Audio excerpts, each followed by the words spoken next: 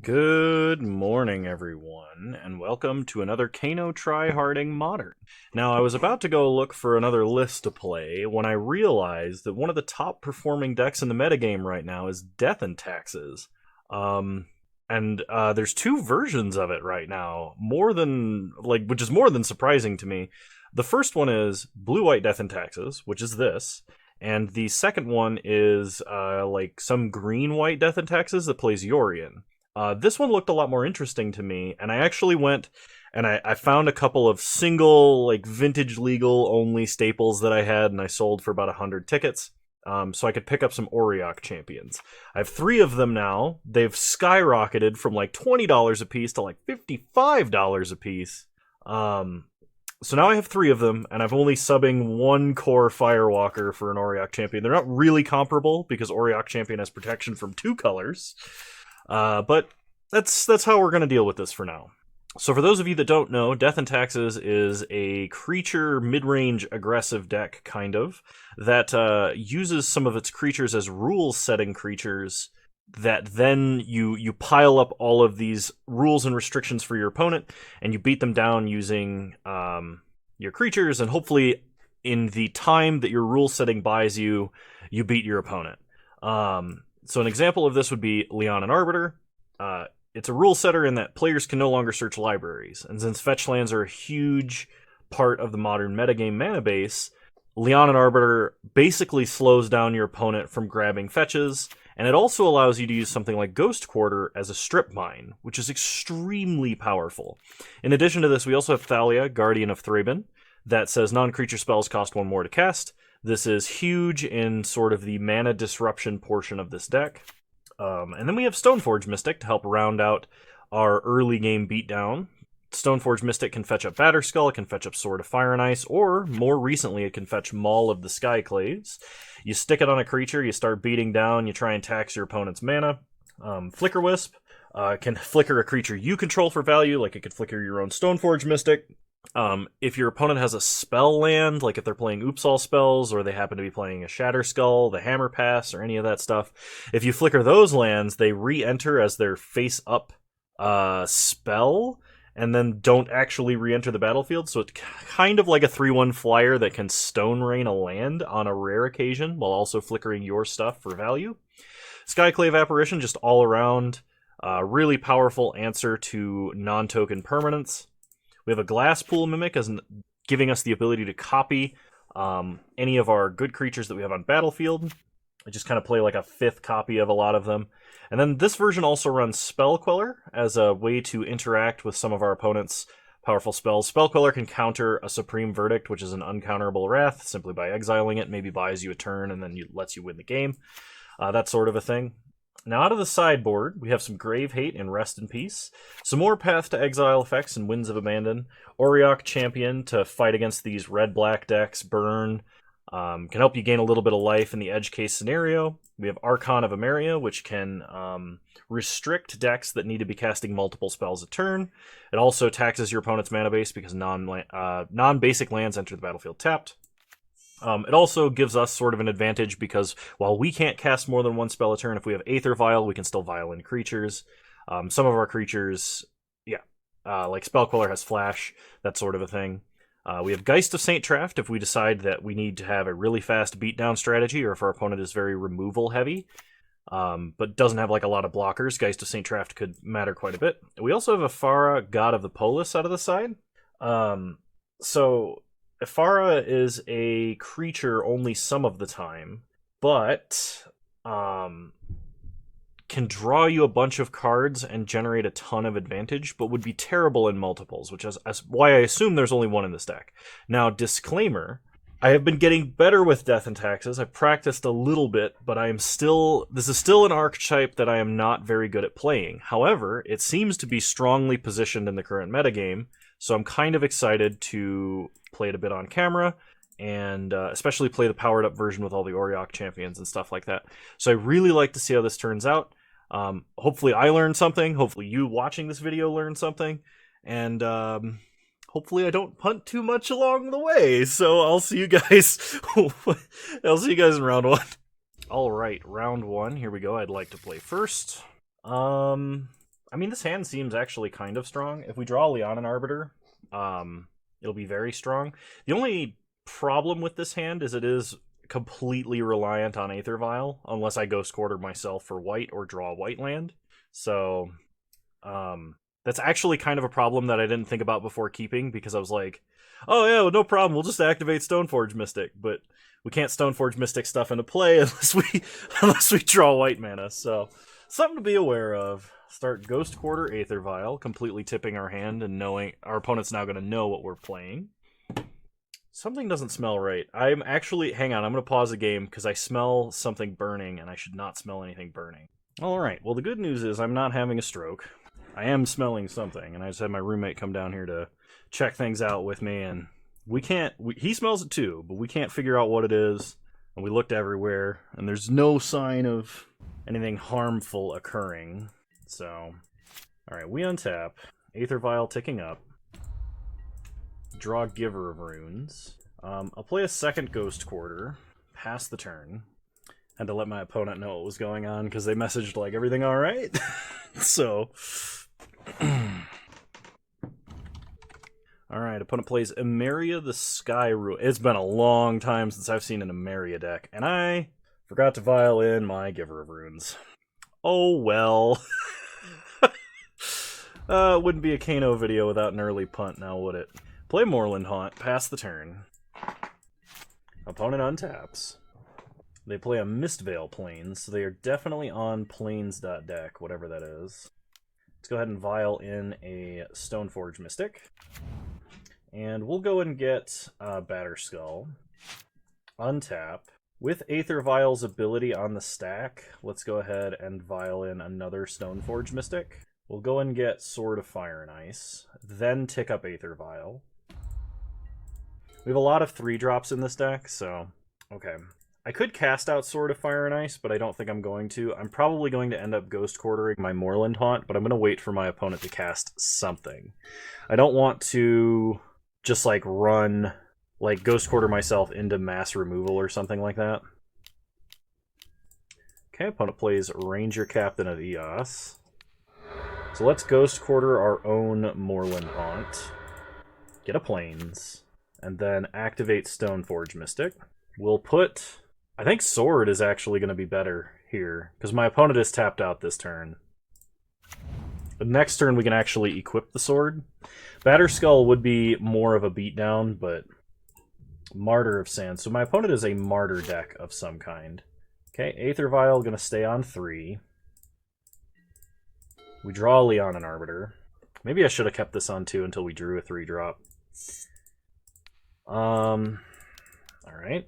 So let's equip Stoneforge Mystic, go to combat, and attack for 3. There's probably no reason for my opponent to block here. Okay, they do. Pass the turn. Okay, opponent plays Martyr of Sands. Looks like they're cracking Martyr of Sands, revealing Heliod, Winds of Abandon, Serra Ascendant, and Orzhov Charm. So they're probably playing Serra Ascendant here. Yeah, it's a huge blocker, so... They do have Orzhov Charm available. Aether Vial gonna stay on 3. I really should have kept this on 2, and I really should have put in a Giver of Runes. Alright. Play Flooded Strand, crack Flooded Strand. We'll get a Plains. Path Serra Ascendant. I expect my opponent is probably going to Orzhov Charm to kill the Stoneforge Mystic wielding the sword. They may wait, though, because there's no real benefit to doing that when I can just re-equip. They'll probably wait until I at least initiate combat. I could have played out Arbiter to maybe force them to do something first, but once again, this was my error, ticking up Aether Vial to 3 before we were really ready for it. Alright. So opponent doesn't block. We shoot them and draw. Flicker Wisp. Okay, that makes me feel a little bit better about things. I think I'm just going to leave up, put in Batterskull and Vial Flicker Wisp here. So we know my opponent has Winds of Abandon, and they could just fire it off. Okay, they play Heliod.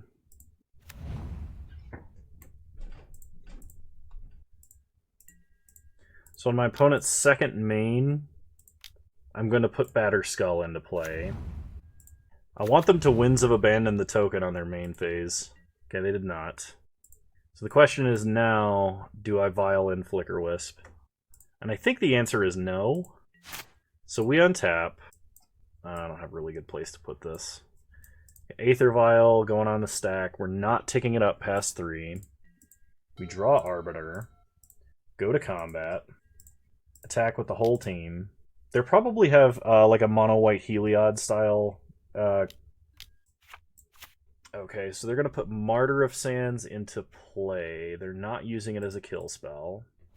I think I am going to Vial in Flicker Wisp just to get Martyr of Sands out of the way. Because we want our attacks to connect here. Okay, shoot them and draw. Glasspool Mimic. I don't really want to play out more creatures at the moment because my opponent is probably just going to overload Winds of Abandoned, but opponent untaps.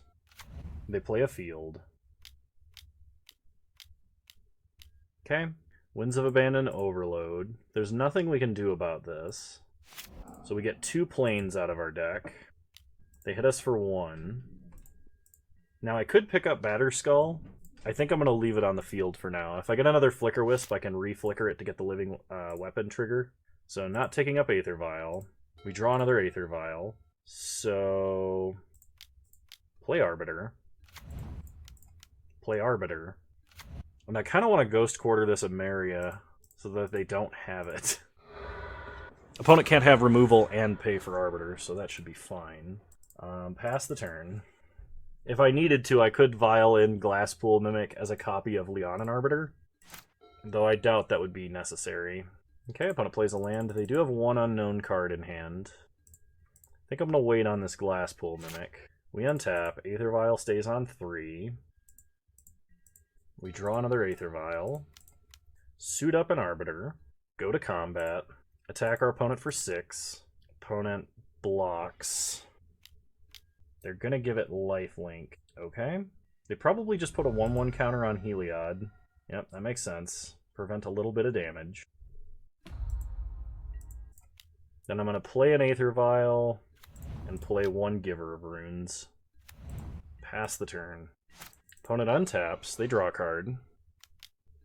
They play Crucible of Worlds. Okay. Main deck Crucible. That's interesting. Probably to get like a Field of Ruin Ghost Quarter lock going, I imagine. They play Marsh Flats. Also helps kind of get them into Emeria range, I suppose. Currently have 9 power on the board. Alright, we untap. Vial on 3 stays on 3. Vial on 0 goes to 1. We draw a path. So go to combat. Don't attack with Giver of Runes. Hit our opponent for 6. Shoot them for 2 and then make it a grand total of 8. We draw a Seachrome Coast. Alright, pass the turn. This opponent pays for both Arbiters. I'm going to Vial in Glasspool Mimic, making a copy of Arbiter that they can't pay for. Oh, that's so rude. Oh, man. And the game is over. So I feel like we should have won that a lot sooner, but I definitely punted and pretty hard early. The question is, versus black-white Heliod Martyr stuff, I probably should bring in Rest in Peace because I suspect my opponent is going to have other graveyard recursion stuff. The question is it better than anything we're already doing? I don't know. I don't really want to take a turn off of being aggressive because my opponent's graveyard stuff, while powerful, seems slow. And if it is part of the primary game plan, they're hoping to make it to like turn 6, 7, and beyond. We should be winning much sooner than that, I think, or getting into a state of a virtual win. So I feel like as long as we keep a hand that has like maybe some Arbiter Ghost Quarter shenanigans or maybe has a Thalia, like we should be okay. Especially if I remember to Vial in my 1-drops on 1 and 2-drops on 2 and such, and don't tick up to 3 unless you have a 3-drop in your hand. That's kind of an important thing to learn. I'm going to mulligan this. It's not a bad hand at all, but we have better hands in this deck, of which I would consider this one of them.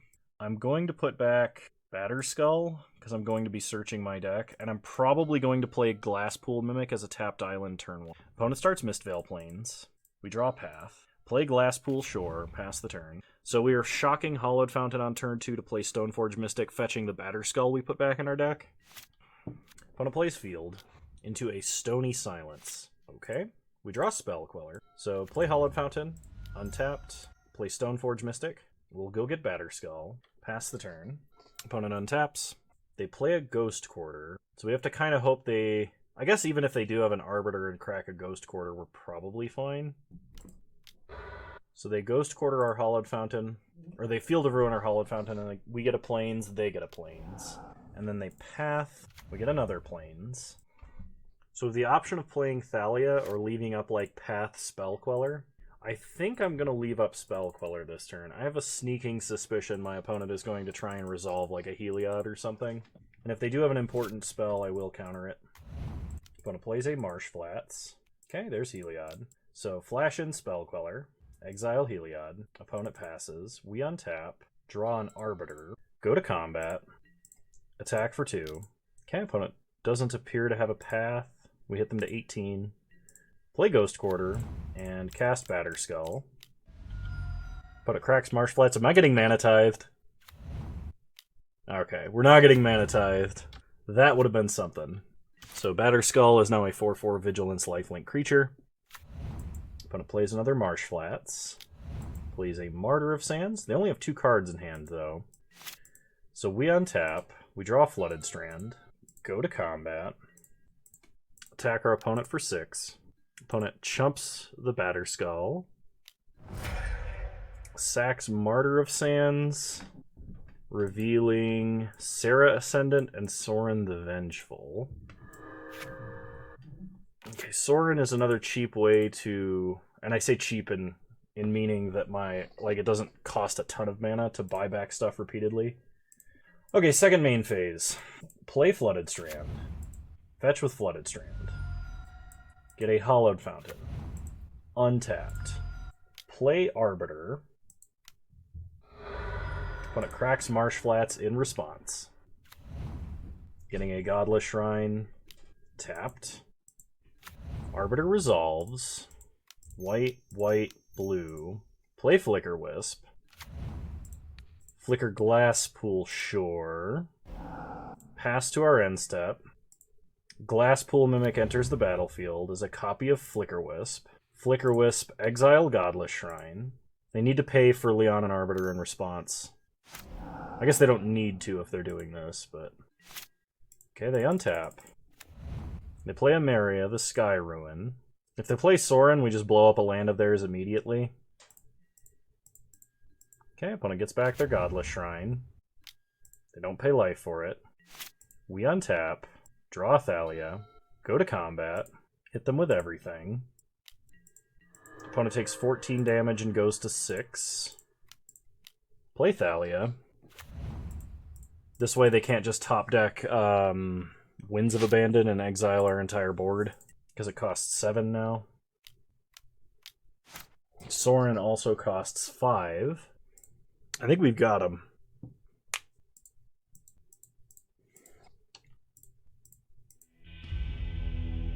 Awesome. Well, if nothing else, our opponent's deck was pretty sweet. I will see you guys in round 2. Alright. Round 2, here we go. Did my opponent... My opponent kept 7. I mean, we have some good stuff. I'll keep. Opponent starts Stomping Ground untapped. Plays a Birds of Paradise. We draw an Aether Vial, so play a Hollowed Fountain. Play Aether Vial. Pass the turn. Opponent untaps. This is probably like Ponza. Oh, no, it's definitely multicolor.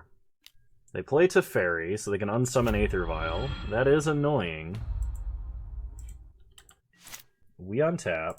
Draw Skyclave Apparition. Shock Hollowed Fountain. Now we can either play Stoneforge or we can play Arbiter, or we can replay Aether Vial. I think playing Stoneforge is correct here, because if we play Arbiter, Stoneforge gets way worse. When we get Sword of Fire and Ice, pass the turn. Batterskull may have been better there, but we'd like to draw a land. Opponent upticks to Fairy. They play an island. Play a Knight of the Reliquary. We untap, draw Seachrome Coast, play Seachrome Coast. I kind of want to play Arbiter and path them, and then just attack Teferi. I don't know if that's good. Play Arbiter. Path Knight. Opponent could path Arbiter in response and probably come out ahead of this, but... Alright. Use Path's ability, get a Plains. Opponent gets to ramp as well. Go to combat. Attack Teferi. Opponent upticks Teferi. Stoneforge Mystic. Gets their own Sword of Fire and Ice. Plays a Retreat to Coralheim. Okay, so this is an infinite combo deck using basically Knight of the Reliquary and Retreat. Alright, we untap. We draw Adarkar Wastes. So play Adarkar Wastes. I could play an Equipped Sword. I can also just put it into play. So I think what we're going to do is play Skyclave Apparition. And... oh, this is tough. I either need to take out Retreat to Coralheim, or I need to take out Teferi. I think I need to take out Teferi because even if they have a Knight next turn, it's not really an issue until the turn after. The problem is I have no flying blockers, and I didn't think about that beforehand. I mean, I could exile the Stoneforge Mystic and hit Teferi. I'm going to take out Teferi. Retreat might have been the correct hit here, but I guess we'll find out. Pass the turn. No attacks. The problem is my opponent can play an equip sword onto birds and hit us with a flyer, sniping down one of our creatures. Alright. They put sword into play. Equip to birds. They go to combat. Attack for 2. Hit us for 2. And they're going to deal 2 damage to... probably Skyclave Apparition, I imagine. No, they're going to kill Stoneforge. Alright. Put Sword of Fire and Ice into play. Stoneforge down. Opponent gets to draw.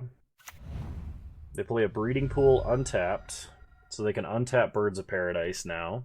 And potentially they could have an Izzet Charm, they could have a Lightning Bolt, they could have all kinds of stuff. They're untapping Stoneforge Mystic. And they're moving the equipment over. Okay. We untap and draw Aether Vial. So suit up Skyclave, go to combat, attack for 4. Opponent blocks, so we don't get any advantage there. We'll play an Aether Vial, and then we'll play a Stoneforge Mystic. And with our Stoneforge Mystic, we're going to go get Maul of the Skyclaves. Batterskull is tempting, but Maul of the Skyclaves we can suit up on the Skyclave Apparition. It's only an issue if my opponent draws another path. Because, like, presumably they suit up with Sword of Fire and Ice, get another free hit, and kill this Stoneforge. I have Teferi. They can unsummon the sword, which is super annoying.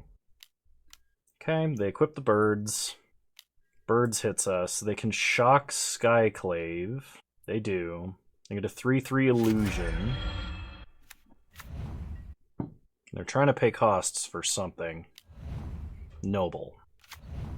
Alright. And they can untap their birds. This is a bit... okay, they scry. I was going to say, that's a bit of a problem.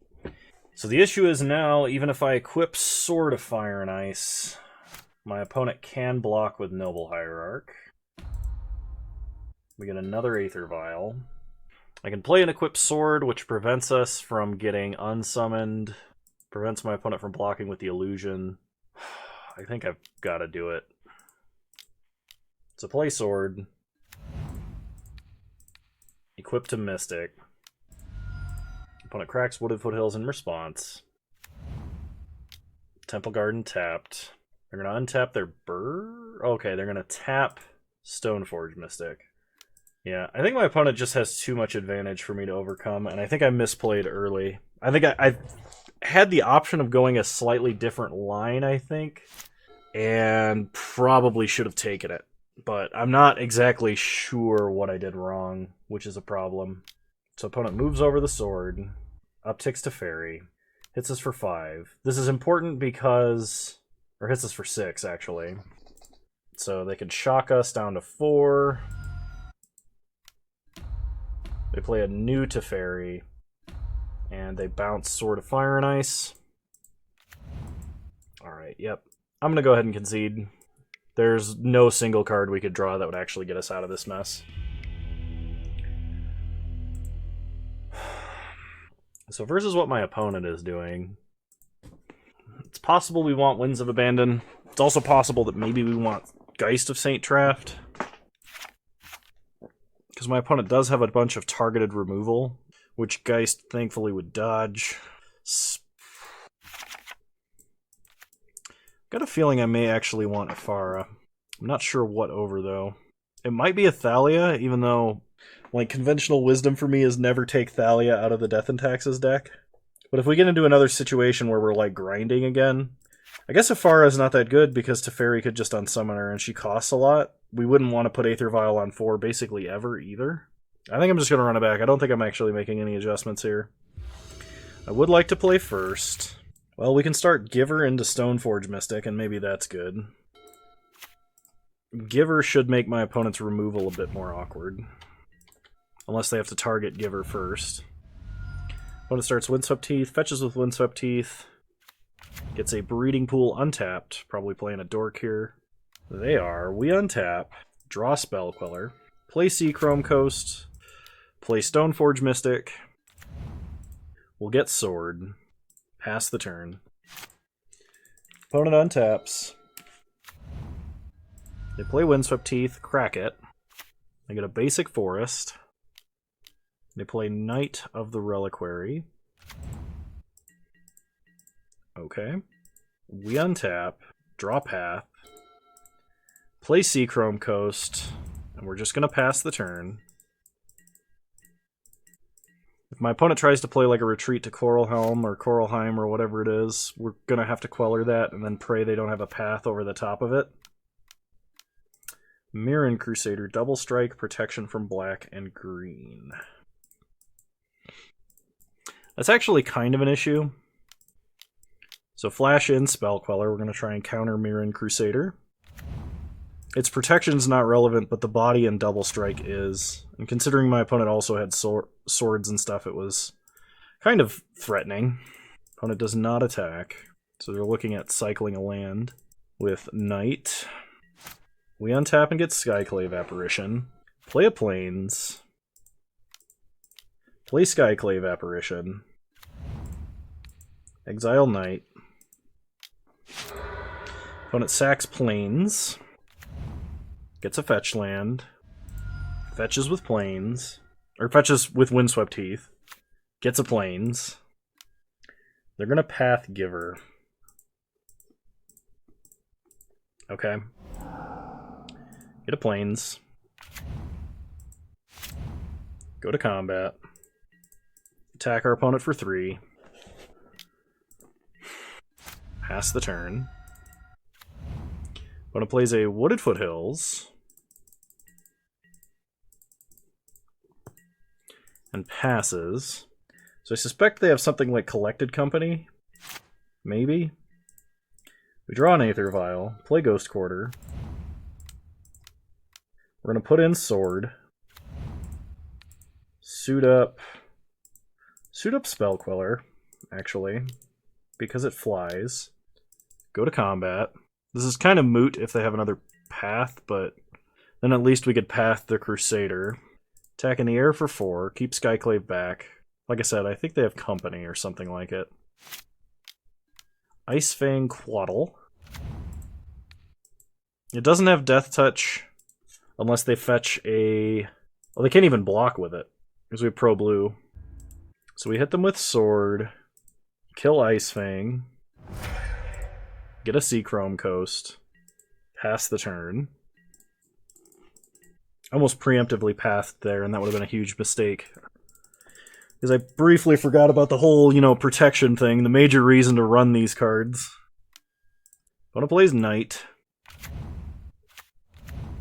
And then plays a Temple Garden tapped. And then goes to path our Spell Queller. So there's nothing we can do about that. Get a Plains. Opponent gets back Mirren Crusader. It is unlikely for us to need 8 mana next turn, so I don't think I need a path yet. We untap, draw Flooded Strand, play Flooded Strand, play Aether Vial, equip Apparition, Path Knight, opponent gets a land, go to combat. We attack with Apparition, offer the trade with Mirren Crusader. Opponent takes it. So they get an illusion out of the deal, but they no longer have a double striker. Then second main, we equip the Stoneforge Mystic. Pass the turn. Opponent untaps. They play a Hallowed Fountain tapped. They pass. I'm not going to crack Flooded Strand. Okay. Now that it is my turn, I will crack Flooded Strand. Just get a Hallowed Fountain tapped because I don't want to draw it. There was a weird circumstance under which maybe I needed Hallowed Fountain to, like, if my opponent had like a Disperse or a Brazen Borrower or something like that to bounce Sword of Fire and Ice, we wanted to fetch an untapped Hallowed Fountain to activate Stoneforge Mystic to put Sword of Fire and Ice back into play, which is why I did not do that on my opponent's end step. Okay, we get another Stoneforge Mystic. So play it.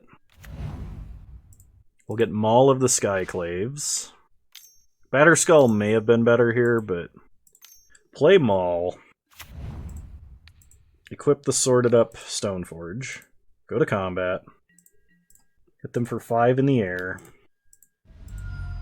Shoot them, take them to 1. Okay, we have a path, so I'm feeling pretty safe. Play Seachrome Coast. Pass the turn. Opponent untaps, they draw, and they scoop. Did we learn anything else? Not really. I think we just run it back as is. I'm going to have to play a little bit faster this game just in case, but try and keep the quality of commentary up. Alright, I'm going to keep this. Hopefully Aether Vial doesn't immediately get like turn 2 Teferied. That would be terrible for this hand. Okay, we get a Giver of Runes. Play Plains, play Aether Vial. Opponent cracks Wooded Foothills. Gets a Breeding Pool tapped. They untap. Cracks Windswept Heath. Gets Temple Garden untapped. Plays Stoneforge. Getting a Batterskull. We untap. Aether Vial ticking up to 1. Draw Hallowed Fountain. Play Seachrome Coast. Play Stoneforge. Getting our own Batterskull. Pass the turn. Opponent plays a Misty. Fetches with Misty. Gets a Hallowed Fountain untapped and is probably playing Teferi. Okay, it's Mirren Crusader. So on their end step, we Violin Giver of Runes. Really hoping we draw a 2-drop worth vialing in here. So tick up Aether Vial to 2. We draw Path. Does that change anything? I don't think so. So, shock Hallowed Fountain. I think we need to Skyclave Apparition this Mirren Crusader. Or the Stoneforge Mystic, but the Mirren Crusader represents a much larger threat. I would rather have held up, like, Spellqueller Path, or, like, Spellqueller or Stoneforge Mystic activation Path, but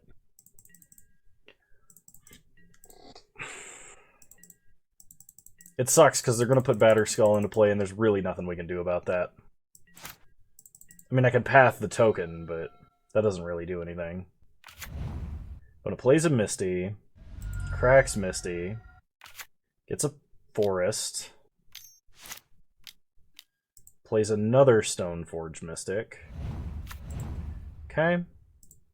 This time they don't tutor up anything. That tells me they also have Sword of Fire and Ice in their hand.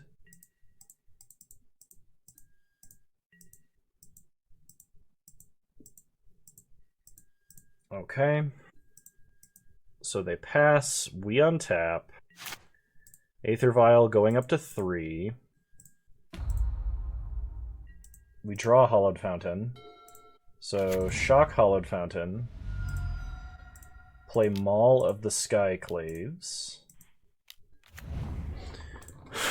Suit up Skyclave Apparition. This is only slightly a problem if they have Path, because if I give my Skyclave Apparition protection from white, Maul falls off. But I have a suspicion that they're just going to Vial in... Or not Vial in, Stoneforge in Batterskull this turn, so this is probably fine. We can path the Batterskull token, and we do have a Pocket Queller and Giver of Runes to protect our guy. This is a 3-turn clock as opposed to a 4-turn clock if I put them all on Stoneforge Mystic and Stoneforge Mystic. We kind of have to be careful not making any one creature we have too big of a priority target. So in comes Batterskull. Or not. They are holding Batterskull, right? That may have just been a misclick.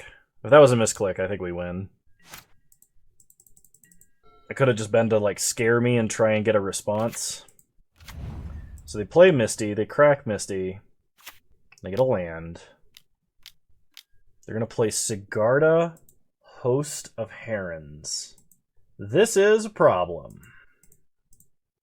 I cannot Queller that.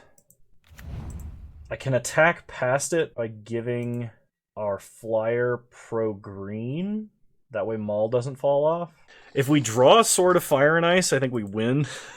But it has to be exactly that to win. So we untap. Aether Vial stays on 3. We draw Moorland Haunt. Play Moorland Haunt. Give Skyclave Apparition protection for green. Go to combat. Attack for 4. Take my opponent to 3.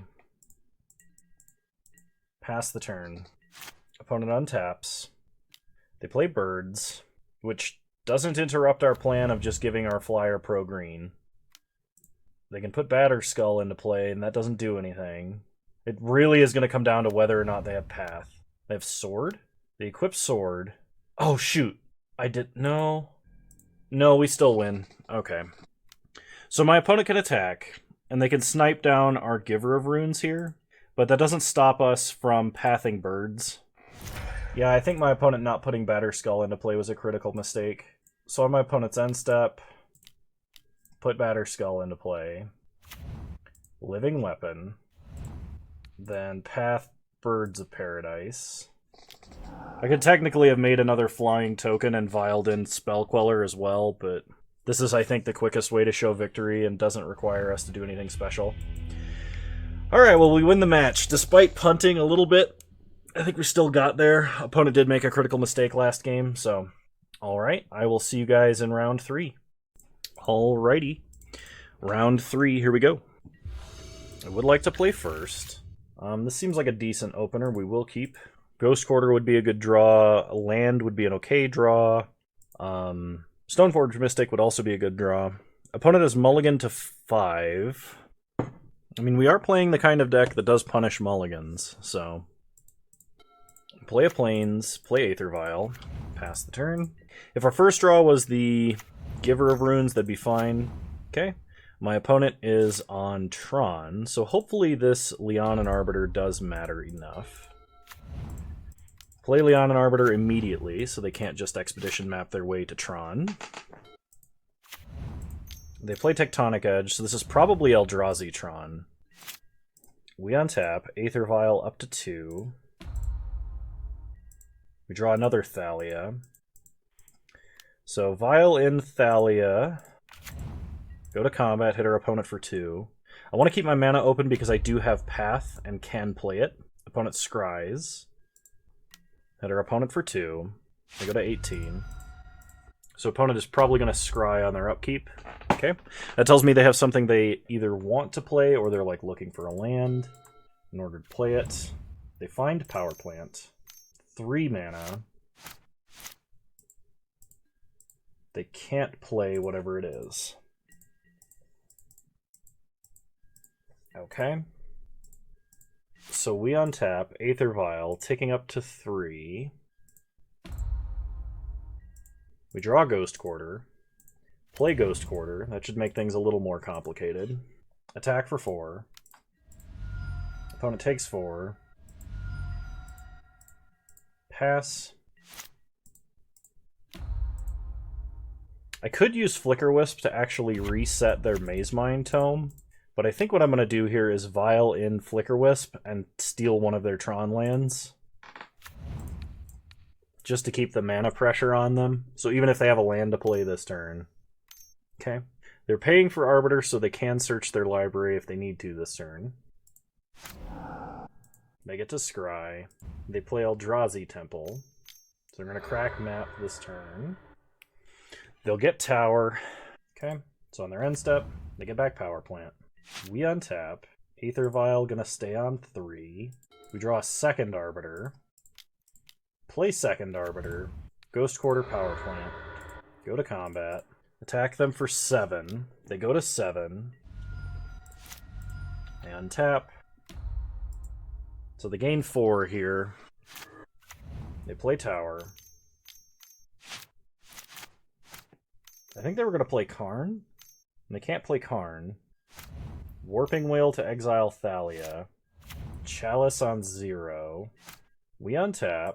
Aether Vial going to stay on 3. We draw Stoneforge. Go to combat. Hit them for 7. Replay Thalia. Because it seemed to disrupt them last turn. They untap. So this is most certainly Eldrazi Tron, of course. I don't know if I specifically enumerated that or not. And opponent scoops it up. Okay, Eldrazi Tron. That probably means Archon of Emeria is worth bringing in. Just more that we can do to hate on their mana base, the better. It also means that Spell Queller is probably going to be too slow in the general sense. Simply because Spell Queller, it takes 3 mana or an Aether Vial on 3 to play this, and it's not going to work when our opponent is casting 5 drops with like Reality Smasher and stuff sometimes. I honestly think it's just worse than a Winds of Abandon here. So we'll try this. Archon of Emeria at least makes their non-basic mana come into play tapped. I will keep this hand.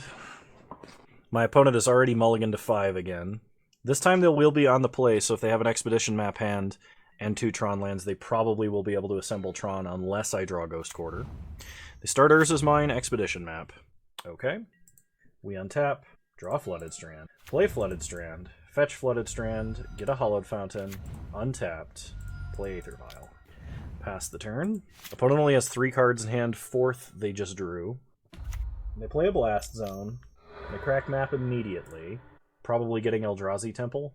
When they're this low, it's unlikely they'll try and assemble Tron unless they have the 3rd Tron piece already in hand.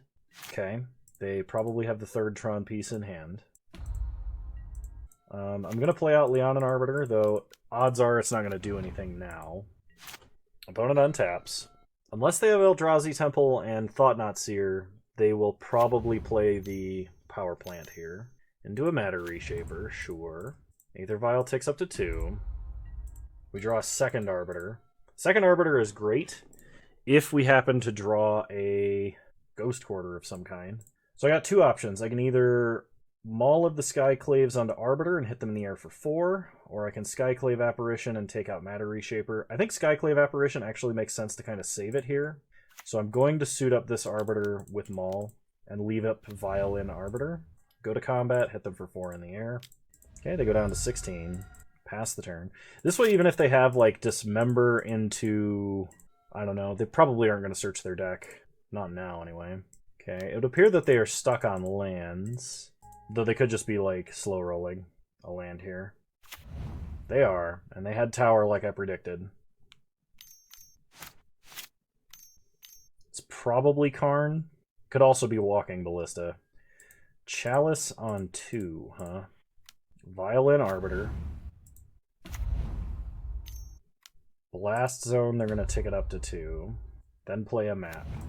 I'd really like a Ghost Quarter. Aether Vial, I'm going to keep on 2 for a moment. Okay, we draw Archon of Emeria. Well, now I wish I'd ticked up Vial to 3, but go to combat. Attack them for 6. Take them to 10. I'm going to play Hollowed Fountain tapped and hardcast Archon of Emeria. Pass the turn. This means if they're holding something like Big Ulamog or anything like that, they can't just play Tower and cast it. This means they also probably have to crack Blast Zone between their turn and ours, just to mitigate damage. They attack for 3, no blocks, of course. Okay, they kill all our 2-drops. They crack map. I still really want a Ghost Quarter. Opponent gets another Urza's Tower, plays it tapped. Okay. Aether Vial going up to 3. Still no Urza's Tower. Or still no Ghost Quarter. Go to combat, hit them in the air for 4. Pass the turn.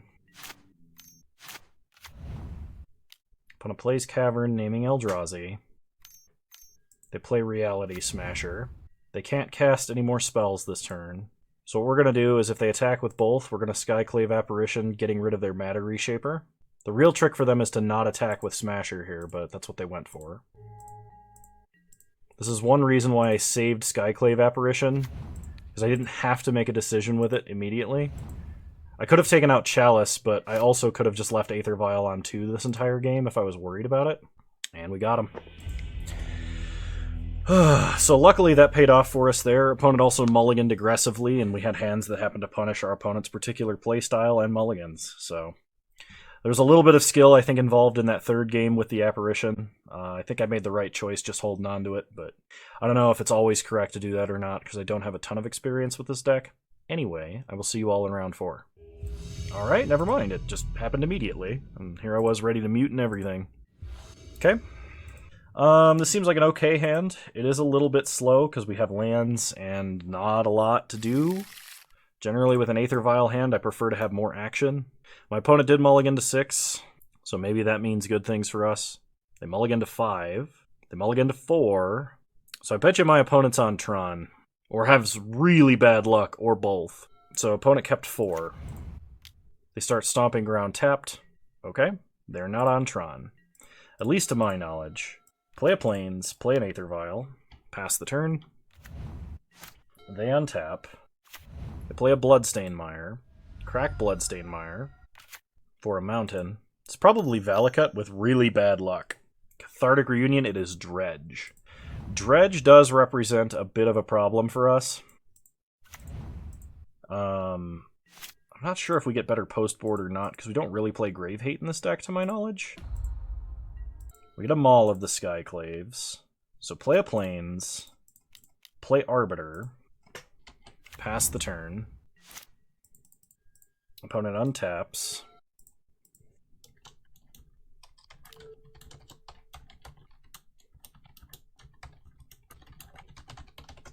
Opponent starts by playing Shriekhorn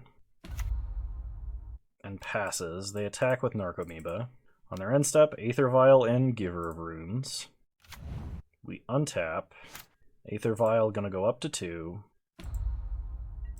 We do find a Ghost Quarter, so play Ghost Quarter. Nuke Stomping Ground. While it's possible they still get some very lucky dredges going on, taking them off of mana so that they can't cast Loam is generally huge. Get in for 2. Take them to 17. Now if they draw more mana and they don't go on the dredge plan, they may be able to, you know, play Ox, but it kind of depends. Want to mills themselves some more. They milled 2 land. They milled a land, a loam, a Shriekhorn, and a Copperline Gorge. Let's see if they dredge. They do not. They're trying to draw lands. Okay, they pass. We untap. Aether Vial is going up to 3. We get a second Arbiter. Play Addercar Wastes. Cast Maul of the Skyclaves. Suit up Arbiter. Go to combat. Attack them in the air for 4. No blocks. They take 4 and go to 13. They untap, presumably Shriekhorn themselves. They mill Bloodstained Mire and Prized Amalgam. So on their upkeep, we are going to Vial in Flicker Wisp. Take their mountain from them. They play a Stomping Ground, then pass, get their mountain back. We untap, Aether Vial stays on 3, Ghost Quarter, please. Another Giver. Okay, I'm going to give Flicker Wisp Pro Blue. Go to combat. Attack in the air for 4, or for 7. Opponent probably is going to chump Leon and Arbiter here. They do. They take 3, go to 8. And then I'm just going to play out most of my hand. I'm going to hold on to the Hollowed Fountain, though. So play second Giver. Play second Arbiter. Then pass.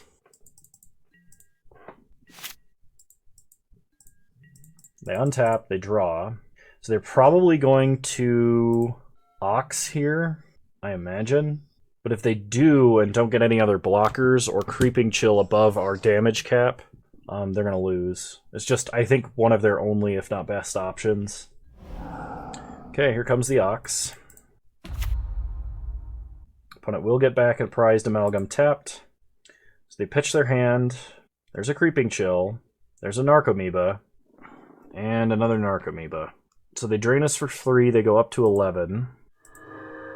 They get back 2 1/1s untapped that they can use as blockers, and 2 3/3s that are tapped. Or 3 3/3s that are tapped, actually. Okay. So on their end step, all of those things come back. Thankfully, no Conflagrate or anything like that in the grave.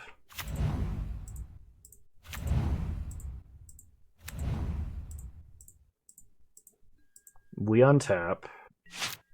Aether Vial stays on 3. We draw a Flooded Strand. Play Hollowed Fountain tapped. Give Arbiter Pro Blue. Give Flicker Wisp Pro Blue. Go to combat and attack in the air. We'll still be dead to like a Creeping Chill plus a big Conflagrate of any kind. And my opponent does have an Ox, so odds are they're going to dump most of their entire deck, if not all of it. So there's some small percentage chance we can dodge that, but I think we've lost. We kept them pretty well locked out of the game for a good long time, especially with their mulligan, but okay, they dredge. Yeah, they can basically dredge their entire deck at this point by escaping a single Ox. Here it comes. It's like basically only if they were to dredge like 15 cards and the remaining 4 cards in their deck were the other 3 Creeping Chills and their Conflagrate. Like, that's what has to happen here, I think, to win. Well, they could Creeping Chill us once, and we would be okay, because we can chump the Ox this turn. But if they get a Conflagrate or 2 Creeping Chills, I think we're dead. Which is really, like, I put that at like a 95% chance of occurring. There's their Conflagrate. But they can't do anything about it this turn. 1 Creeping Chill. Narcomoeba. That doesn't change anything. We might still win here. They only have 11 power. Opponent also did not dredge as deep as possible. No, they did. They only have 4 cards left. They dredged 15 cards off of 3 draws, which means 3 Stinkweeds. Holy crap, are we about to win this? Yeah, they keep the Narcomoebas back, but we still have 7 power in the air. Like, unless they have Swamp Dark Blast, I think we've got them. And it would have to be on their turn. So a block here. We take 9 and go to 4. They get back another Prized Amalgam. We untap. Aether Vial stays on 3. We draw Spell Queller. So Leon and Arbiter, Pro Blue. Flicker Wisp, Pro Blue. Go to combat. Hit them for 7. Wow. When I was talking about them dredging Conflagrate, I forgot that they used all of their mana. That was extremely close. So we definitely want Rest in Peace in this matchup. I think we want Winds of Abandon. We may even want Auriok Champion to help regain some life. I can tell you for a fact that Spell Queller is going to be terrible in this matchup. Archon of Emeria is somewhat tempting. And Giver of Runes, despite its appearance in the first game, I don't think is actually that great here. I'm going to cut a Glasspool Mimic and a Giver of Runes for 2 Auriok Champions, and we're just going to see how that plays out. The incidental life gain may actually be huge, and the fact that Auriok Champion can profitably block anything on the ground as well as can't be conflagrated is also big. I don't know why I just turned red for a second there. Almost. We're going to mulligan. Double Aether Vial, I think, makes this hand keepable. I have to put back something, and I think it's Path. Kind of want to keep all the creatures I can keep here. If my opponent has like multiple Nature's Claims, it's an issue. Although that's only if they dredge and continue to develop their like threat presence. They're generally a very fast deck, so they mulligan to 4, which bodes well for us. They were probably looking for Nature's Claim. They just messaged me and said, this is me every time I'm 4-0. They're probably looking for a Nature's Claim in the event of a Rest in Peace start. If they blow it on Aether Vial and we top deck Rest in Peace, we're golden. Probably, though, they have a Cathartic Reunion and at least one Dredger. Wow, nothing? Alright. Aether Vial ticks up to 1. We get a path. I'm going to shock Hollowed Fountain and actually play out Auriok Champion here. Because now I gain 1 life back on the Giver of Runes, rather than play out Aether Vial. Okay. I play Gemstone Mine, so maybe this is a Merchant of the Veil? Cathartic Reunion, discarding Stinkweed Imp. Alright, nothing we can do about that. They dredged once and hit nothing. That is unfortunate. They also dumped Abrupt Decay and Nature's Claim, so we know that of those 2 cards, or of their sideboard, they probably don't have many in hand. They may. I bet you they kept a hand with 1 Nature's Claim in it. So Violin, Giver of Runes. I'm going to always yes, always yield to this. Opponent is going to Lightning Axe, dumping Stinkweed Imp to kill Giver. Actually okay with that. Always yes, always yield. Now, if we could top deck Rest in Peace, we'd be top decking like a god. Aether Vial ticks up. We get a Seachrome Coast. Play Seachrome Coast, play Aether Vial number 2. Go to combat. Hit them for 1. They only have 1 card in hand, so this has to be a very big dredge for them. Now, they will be dredging 5 cards, which means they could get a lot of good stuff. They hit nothing. They have Conflagrate, so they can dump the 2 cards they have in hand, but that is another unlucky dredge right in a row. I think versus basically any other dredge opponent I've ever played that's been in a similar position, I've lost immediately. So I feel for my opponent because their luck rivals mine. They cast a Narcomoeba. We gain a life. Do I path this? I'm gonna path this. This is really awkward. But I don't want them blocking Auriok Champion and buying time. Okay, they get a mountain. We untap. Rest in Peace 1 time. We know what their hand is. It's Stinkweed Imp. There's Winds of Abandon. So I don't regret using up my using my path there. If they play out Stinkweed Imp rather than dump it to a Conflagrate for 1, I will Skyclave Apparition to kill it. They probably should Conflagrate us once in the face. Okay, they found a Loam, so they pick up some lands. They can then cycle their cycling land to pick up Loam again. They haven't played any lands yet, so they'll have enough to actually Conflagrate if they want. They play a Blood Crypt untapped. They may cast Stinkweed Imp, but they're probably just going to Conflagrate. Yeah, they do. Pitching a land and Stinkweed. Okay, we go down to 17. Rest in Peace, off the top, 1 time. Opponent is holding a land that they can cycle if they need to in desperation. Okay, this one on 3 stays on 3. This one on 1 goes to 2. Rest in Peace. Plains. Damn. Play Plains, go to combat. Attack for 1. They cycle Forgotten Cave, dredging Stinkweed Imp into nothing. Slowest Death and Taxes hand versus slowest dredge ever. Oh, man. So they're going to dredge Loam, and they're going to cast it here. They hit nothing off of that Loam dredge. This is actually really impressive that the game state has made it this far without either player actually developing a significant presence. There's no way they don't Loam to pick up their cycling land, though. Yeah. Okay, they cycle Loam to dredge... Or they cycle to dredge Loam. They hit nothing again. This is seriously the longest I've ever seen a dredge player dredge without hitting any sort of payoff or reward for dumping cards into their grave. They're literally 31 cards deep and have not hit a single Creeping Chill, Prized Amalgam, Narcomoeba. Well, they hit 1 Narcomoeba, but they cast it, which tells me it was in their opening hand. It wasn't even like it was... I could have vialed in Skyclave Apparition, but I really want to just save it. Aether Vial on 3 stays on 3. I'm going to keep this one on 2. We get a Giver of Runes. So play Giver, gain a life, go to combat, get in for 1, take them to 14. And they untap, dredge Loam. Okay, they hit 2 Stinkweed Imps this time. So now it's going to get fast. We are also almost to the point of the game where, like, even if my opponent develops a huge board, we're very close to overloading Winds of Abandon, at which point my opponent would just be absolutely destroyed. Because when they dredge, it's going to be like a catastrophically huge dredge. Opponent plays a Blood Crypt tapped. This may be a Conflagrate to kill Giver and just do a little bit more face damage. No, it's going to be an Ox. It is a Conflagrate.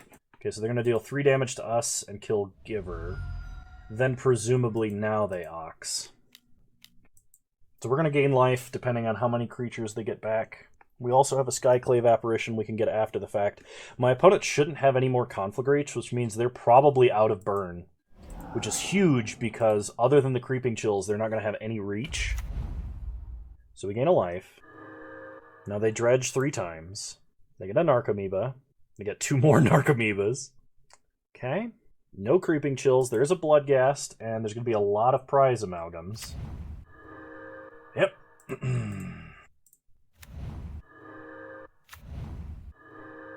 Alright, we pass to their end step. They will have Ancient Grudge next turn, though I'm not sure that matters too much. Alright. All of the prized amalgam triggers ever.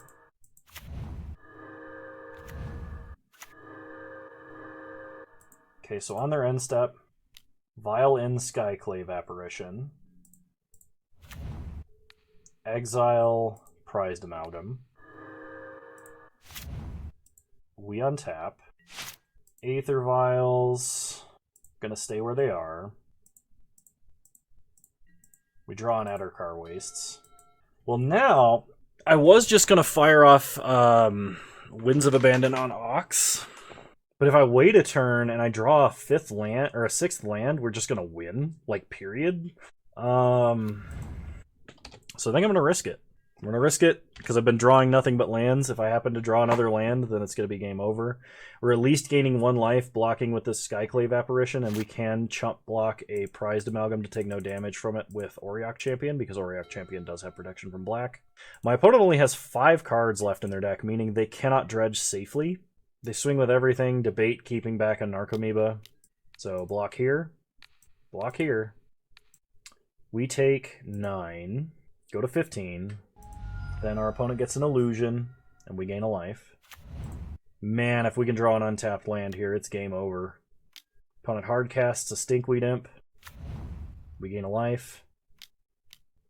Hard casts a Stinkweed Imp, we gain a life. Okay, 1 time, deck. 1 time. Show me a Ghost Quarter. Or a Plains. Or an Adarkar Wastes. Okay, not taking up the vials. Land. Untapped. Second Auriok Champion. Well, play out another one. This should be enough to buy us another turn. Like, we're going to take... If I don't cast Winds of Abandon on Ox, we're going to take 5, 6, 7, 8, 9, 10, 11, 12, 13, 14, 15, 16 damage. If I Winds of Abandon the Ox, we go to 8. Otherwise, we go to 3. It is unlikely my opponent has extra damage unless they get back Bloodghast by playing a land, which is actually quite possible for them. I'm going to risk it. I mean, I guess they could dredge the rest of their cards away. And they go to combat. Swing with everything, because why wouldn't you? They could just hardcast Creeping Chill and kill me. That is possible. So maybe this was just way too greedy. But if they don't have it, we have to draw a land. They play a Shriekhorn. They play another Stinkweed Imp. We gain 2 life. Okay, untapped land 1 time. 1 time untapped land. Nope. Nope. Untapped land. Stoneforge Mystic. Well... This does change the combat math a lot. So we vial in Stoneforge, gain some life, then we can get Batterskull and play it, and I think this keeps us alive, even though they can Ancient Grudge the Batterskull, because we still get the token. Actually, are we just dead still? Block here, here, and here. We take 1, 2, 3, 4, 5, 6, 7, 8. Yeah, okay. It didn't matter what we got there. We needed to draw an untapped land. If they hadn't had Ancient Grudge and we got to keep Batterskull around, there was actually a chance we stayed alive, but we just needed a land for this Winds of Abandon. And I think across 2 draws, we were favored to draw 1.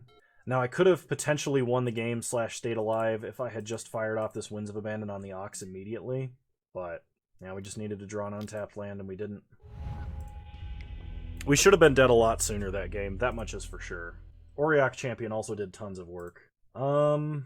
Yeah, I think I'm just going to run it back. That game shows you the difference between playing something like Auriok Champion and playing Core Firewalker, for sure. I will keep this hand. We do have access to Path on turn 1 if we need it. We can also play Thalia and then play Rest in Peace, depending on what our opponent plays. We have options. Now, if they start Thoughtseize, I'll be a little bit sad. It is possible for my opponent to play Thoughtseize. Dredge does occasionally, though it's pretty rare nowadays. I have seen it. I'll play Flooded Strand, pass the turn. My opponent has mulliganed all 3 games down to 4. That is impressive. So they're doing nothing on turn 1, which means we are leading on Thalia 100%. Because there's a really good chance that Thalia is going to act as either a Time Walk or prevent my opponent from being able to cast anything for a very long time.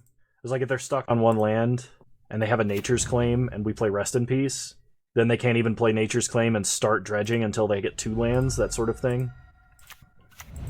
So they get a Stomping Ground tapped. They untap.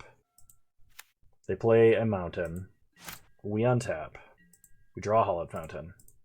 Go to combat. Attack them for 2. Opponent has a Lightning Axe, presumably. Pitching Stinkweed Imp. Okay. So play a Plains. Play Rest in Peace. Pass the turn. We also have access to Path, which is why I played Plains and not Hollowed Fountain. So now opponent has to have a Nature's Claim on top of that. Or they have to Cathartic Reunion into it. The Cathartic Reunion, discarding Ancient Grudge and Lightning Axe. They draw 3 cards. We untap. Now we need to end the game basically as quickly as we can, before my opponent has the chance to draw anything else. So play Hollowed Fountain untapped. We're going to do this right. We're going to play Stoneforge Mystic first, before I absolutely obliterate myself. We'll go and get Batterskull. Then we'll play Leonin Arbiter, so that if my opponent's relying on a fetch land, they can't, basically. Pass the turn. Opponent untaps. They just drew 3 new cards. Basically, one of them has to be Nature's Claim. Another one has to be a non-fetch land mana source. And then they'd have to have like another Cathartic Reunion. They could just cast Cathartic Reunion, and they do, discarding Conflagrate and Golgari Thug, drawing 3 new cards. We untap. Draw Path. Perfect. Put in Batterskull. Living Weapon. Go to combat. Hit them for 2. They untap. We do have access to 2 Path to Exile. Opponent plays a Shriekhorn. And then passes. We untap. We draw. Skyclave Apparition. Go to combat. Attack them for 7. Opponent goes to 10. We go up to 21.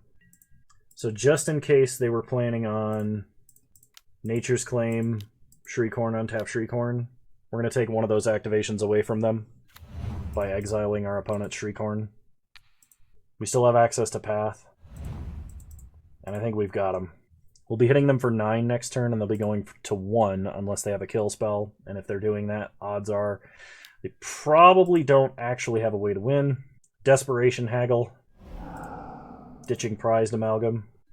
They untap. They would basically have to have non-fetch land mana source, Nature's Claim, Cathartic Reunion, pitching like 3 Stinkweed Imps. They ditch all their grave stuff to draw 3 cards with Cathartic. They play a Blood Crypt tapped. If we draw an equipment, it's game over, because it's enough damage to kill them immediately. Another Skyclave. Alright, go to combat. Hit them for 9, they go to 1. They untap and draw. They find an Abrupt Decay. They play Shriekhorn, but that's going to be it. We untap, draw Aether Vial, go to combat. I believe my opponent is typing to me. Oh, opponent, don't time out. Okay. They mill themselves, hitting a Narcomoeba and a Stinkweed Imp on our main phase. So, cast Skyclave Apparition to remove the blocker. Yeah, this game we just had all the answers. So I really feel for my opponent. They've mulled to like 4 or 5 every single game, and like I love Dredge, but if your luck is personally that bad, I would play a deck that's more consistent. Like, I have played inconsistent decks in the past, and I'm struggling to, like, have one that particularly comes to mind, and I basically stopped playing those decks, even though other people succeeded with them, just because with my particular brand of luck, I never really got the crazy hands that people would like strive towards. I think Humans is one of those decks where like, oh yeah, no, you play like Champion on turn 1, and then you play Kitesail Freebooter on turn 2, and you sneak a peek at your opponent's hand, and then you Meddling Mage them and prevent them from casting their other spell, and you just like disrupt them all the way up the chain. And it seems like every single time I play against Humans, my opponent does that. But it's probably like survivorship bias, is like the only games that I lose against Humans are probably games like that. But when I play Humans, that sort of thing never happens. But I don't play Humans because I don't get to experience the high power level hands. And if I was like my opponent there, where I was playing Dredge and constantly was like having to mull to 5, never having the good Dredge hand, even when I did get to Dredge, like in game 2, I dredged 30 cards and don't hit a single payoff, despite dredging like 4 or 5 extra times because I was able to loam back Forgotten Cave and cycle it and dredge more. Like, that's the kind of thing that would make me go, Dredge is not the deck for me. I love the concept. I love zombies. It's one of the only competitive decks where you could play zombies, but if that happened to me, I would not play Dredge. So my heart goes out to my opponent because, man, that sucks. Anyway, I will see you all in round 5. Alright, round 5, here we go. Moto crashed on me, so I had to restart it. This hand is a mulligan. We do need at least 1 land for a hand like that. This hand looks pretty good. I think what I'm gonna do is put back, I think it's either a land or Glasspool Mimic. And given our current hand, I think I put back Glasspool Mimic. We'll start Hollowed Fountain tapped. Okay. My opponent mulligan to 5. Lots of opponents playing decks that require mulligans today. So opponent starts Wooded Foothills. Passes. We draw Giver of Runes. Play Thalia. Pass the turn. And now we're just going to hold up Spell Quellers while beating down forever. Opponent fetches up a Blood Crypt tapped. Then untaps. Gets a Bloodstain Mire. Into another Blood Crypt. A Hardcast, a Bloodghast. Alright. We draw Leonin Arbiter. Play a Plains. Go to combat. And attack for 2. I don't know if my opponent's playing Dredge or some kind of red-black deck. I think leaving up Spell Queller is better than playing out Arbiter and Giver of Runes, though Arbiter potentially has the ability to screw them out of another fetch land. Opponent goes to combat, attacks us for 2. That's fine. Take 2, go to 18. We would basically Queller anything they could play, which hopefully they play something. They play a Mountain. 3 mana for a Stinkweed Imp. They are, in fact, Dredge. So Spell Queller Stinkweed. Untap. Draw Seachrome Coast. Play it tapped. Go to combat. Attack them for 4. Hit them to 12. And I think it's safer to leave up Spell Queller again than it is to play out our other cards. Opponent attempts to cast a Golgari Thug. Second verse, same as the first. Counter Thug. They play a Wooded Foothills. They don't attack. We untap and draw Thalia. Go to combat. Hit them for 6. Opponent cracks Wooded Foothills. Gets a Stomping Ground tapped. Okay, they go to 3. Play Arbiter. Play Giver. Pass the turn. And they scoop. Okay. So getting game 1 versus Dredge is enormous. And Spell Queller there did a ton of work, but only because my opponent did not have a really great opener. I am going to drop the entire playset of Spell Queller to bring in Rest in Peace and Winds of Abandon. And then I'm going to drop 2 Giver of Runes to bring in 2 Auriok Champion. We're going to try it like this.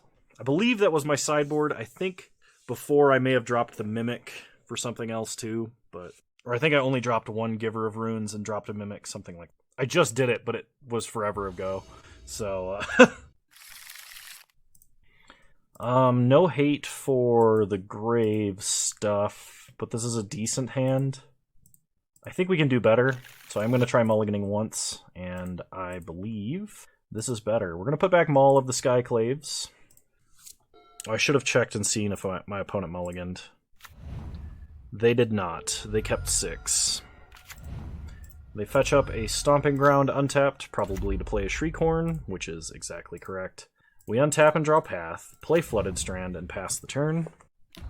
Opponent mills a Prized Amalgam, no Dredgers. They untap.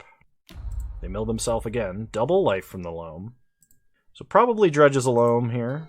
Double Nature's Claim into the grave. That does not bode well for them. So they're going to cast Loam and pick up 3 lands. Sure. So since they dumped 2 Nature's Claims and don't have a black land, I'm going to cast Rest in Peace this turn. We untap. Draw another Auriok Champion. Play Rest in Peace. They would basically have to have Abrupt Decay, and it is unlikely that they do. They generally only have 1 in the sideboard, from what I remember. So, plus our backup game plan right now of just playing Champion, playing Thalia, I think is going to be good. Opponent hard casts a Narcomoeba. Sure. We draw Plains, play a Plains, play Champion, pass the turn. So opponent untaps, they draw. They play Wooded Foothills, crack Wooded Foothills, and they get a Stomping Ground untapped. They attack, no blocks. We take 1 and go to 18. Creeping Chill. Okay, opponent hard casts Creeping Chill. We untap, draw Ghost Quarter, play Ghost Quarter, play Auriok Champion. Always yes, always yield. Play Thalia. Always yes. Go to combat. Hit them for 1. We're most of the way to an Overload Winds of Abandon, so even if they do break out of this Rest in Peace somehow, we're in a good place. Opponent plays a Blood Crypt tapped. Opponent Lightning Axes, pitching a Life from the Loam to kill Thalia. They play another Shriekhorn. Then they pass. We untap, draw Arbiter. Play Arbiter. Gain life. Exile Narcomoeba. I don't think I'm going to Ghost Quarter. It is unlikely any card they draw is going to matter all that much. I think I would rather start working towards an Overload Winds of Abandon, which would absolutely end this game at basically any point it happened. And, I mean, if we, like, top deck a Batterskull, which is unlikely, it's still technically better to go about it this way.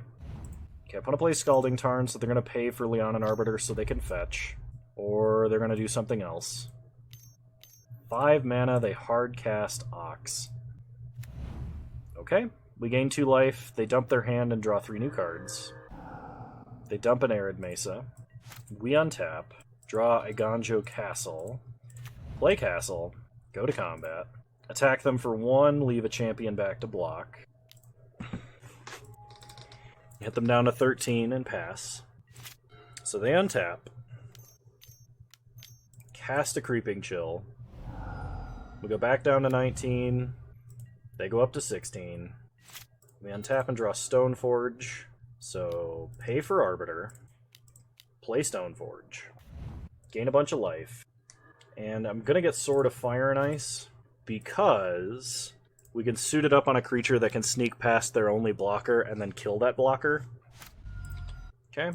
Opponent passes. We untap. Draw Plains. So, Winds of Abandon now available to Overload. Suit up an Auriok Champion. And the game is over! We have successfully 5-0'd with Death and Taxes. Wow! Alright, let's open up some treasure chests, shall we? Let me put this deck up in the background so people can look at it while I'm... where did I put that? Death and Taxes 2. I'll put this up so people can see it as I'm going through this. So treasure chest number 1 of 11. 1 Theros Beyond Death booster pack, a Magus of the Future, and 5 play points. Treasure chest number 2. I didn't know you could get packs out of these. 20 play points and a Ferris Band War Chief. Treasure chest number 3. 5 play points, a Chisei Heart of Oceans, and a Teysa Karlov. Treasure chest number 4. 15 play points and a Jolrael Moanvuli Recluse. Treasure chest number 5. 10 play points and a Herald of War. Treasure chest number 6. 5 play points, a Haunting Voyage, and an Nephalia Drownyard. Treasure chest number 6. Ooh, Maya Bredegard Protector Kaldheim promo. I don't know if that's worth anything. And Biorhythm, the old banned and EDH card. It's a fun way to kill somebody if they have no creatures. Treasure chest number 7, 8? I've lost count. 20 play points and a Groll Spellbreaker. Third to last treasure chest. Yeah. Altered Ego, 10 play points. Second to last treasure chest. 5 play points, an Aethertide Whale, and a Cold-Eyed Selkie. And final treasure chest. 5 play points, an Omnath Locus of Creation, and a Sunbaked Canyon. Well then. Alright. So what did we think about this list? We got lucky versus a couple of decks, but I suspect Death and Taxes will need to get lucky occasionally. We had at least one game where Spell Queller was amazing. I think it is worth running blue for Spell Queller and Glasspool Mimic. Glasspool Mimic, we had an interesting interaction where we played it as a land, we flickered it with Flicker Wisp, we made a copy of Flicker Wisp, we took out a land at our end step, then it was out of our opponent's ability to use that land for basically their entire turn. I mean, Stoneforge Mystic is super strong. Just remember to play Stoneforge Mystic before Arbiter if you have 4 mana or you're chaining them in a certain way. I almost made that mistake. Luckily, I didn't. I felt like I played at a pretty high level, and I made some good substitutions when I was sideboarding. I felt kind of like I knew what I was doing this time around, so I think my practice has paid off a little bit. So I think it was partially skill and partially luck that got us to this trophy, but still, pretty happy about that. One thing is for sure, Auriok Champion is basically vital to playing this deck in the current Modern metagame. So if you have all the cards for this list, you can probably play it. And generally, when I don't have Auriok Champion, I substitute Core Firewalker. That's not really a good substitution, because as you can see versus Dredge, that Auriok Champion did so much work. So much work. And I generally used to think that it was just for the burn matchup, but it very clearly has other utilities. And if you were to play against the Rakdos mid-range deck that plays like Seasoned Pyromancers and stuff like that, you basically would have protection from their entire deck, plus you'd be gaining life, and they're going wide, so you're getting more life, and then they can't swing in because they're losing guys, and your clock of gaining life is going to outclock their draining life of you that they're doing. And so, something to be aware of a lot. We didn't come into a scenario where we wanted Ifara, God of the Polis, or Geist of St. Traft. However, I could see scenarios where that is possibly what we want to be doing. Especially versus Control, it seems like that might be pretty powerful. Ifara, I think, is a little bit worse in creature-based matchups because the odds of them having a Skyclave Apparition to answer her is a lot better. But, like I said, I am not a Death and Taxes expert, so I cannot foresee all of the matchups without having at least played them first, and I definitely haven't played them all. I think Maul of the Skyclaves is an excellent fine second sword effect, if you will. Generally, this deck used to play like Fire and Ice, and then they would play Feast and Famine, or they would play Light and Shadow in some circumstances, but Maul is definitely better in the general case than both of those other cards. Simply being able to suit up a Batterskull, suit up a Arbiter, suit up a Flicker Wisp, or whatever, give it flying, give it first strike, is kind of like giving it protection. There's not a lot of flying blockers in the metagame that we found out. Like, versus that one deck early on that was playing Teferi and stuff, they had a few flyers that could have mattered more, but I think this is a very solid list. I'm glad to see Death and Taxes has a place in the metagame, because for a while it was definitely underpowered. It is a relatively fair mid-range creature deck, and I want a few of those in the metagame. I also like seeing things like Thalia and Leon and Arbiter and Skyclave Apparition and Spellqueller, keeping honest people honest. So, alright. Well, I think that's all I have for this deck, and all I have for my rambling. If you like this video, please leave a like, drop a comment, subscribe to the channel if you're so inclined, and remember, you can follow me on Twitch. Same username over there as you find me on here. I stream Wednesdays at 6 p.m. Mountain Time, 8 p.m. Eastern Standard Time, though the last few have been earlier. And, yeah, I hope to see you guys there. You can also join the link in the Discord, or link in the description to join our Discord. We have a lot of fun in the Discord, been a lot of brewing going on. It's kind of like my Twitch chat every day of the week, if you've seen any of my stream VODs here on YouTube. But yeah, glad to see Death and Taxes did well. I think Bone Daddy will be pretty happy to hear about that. So, all right, well, I will see you guys next time. Bye.